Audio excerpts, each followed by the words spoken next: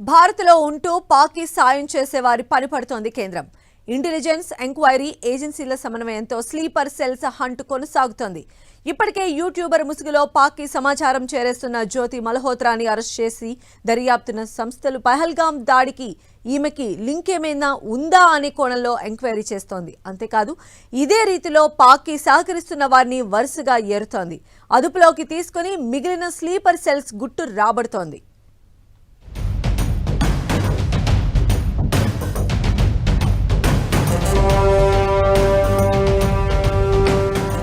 Operation Sindoor తో పాటు Bharat sleeper cells ఏరివేత కూడా భారీగా సాగిస్తోంది.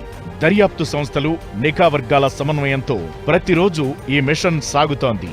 2 రోజుల క్రితం హర్యానాలో జ్యోతి మల్హోత్రా అనే మహిళను ఇంటెలిజెన్స్ వర్గాలు అదుపులోకి తీసుకోవడం పెద్ద కలకలమే రేపింది. ట్రావెల్ విత్ జో అనే పేరుతో పెద్ద నెట్వర్కే ఈమె నడుపుతోందని నిఘా వర్గాలు కనిపెట్టాయి. పైకి యూట్యూబర్లా కనిపిస్తూ ఆ ముసుగులో పాకిస్తాన్ కి వెళ్లడం, అక్కడ మిలిటరీ, ఐఏఎస్ అధికారులతో ములాఖత్ అవ్వడం జ్యోతి మల్హోత్రా చేస్తుందంటున్నారు.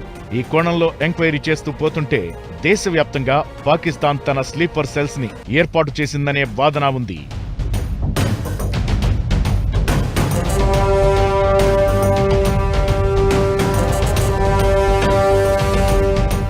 సినిమాల్లో చూపించినట్లుగా ఏ పళ్ల దుకాణాలో ఫుట్పాత్ వ్యాపారాలు చేస్తుండడం, అవసరమైన ఆదేశాలు వచ్చినప్పుడు విధ్వంసానికి సహకరిస్తుండడం స్లీపర్ సెల్స్ పని.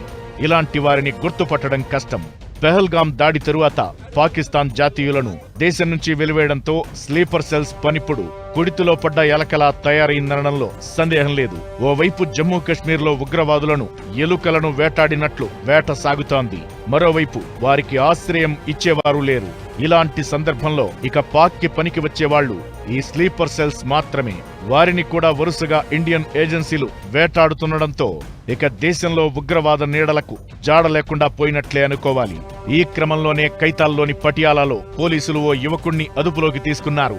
ముంబై ఎయిర్పోర్ట్లో శనివారం 2 ఈ తరహాలోనే పోలీసులు అరెస్టు చేశారు.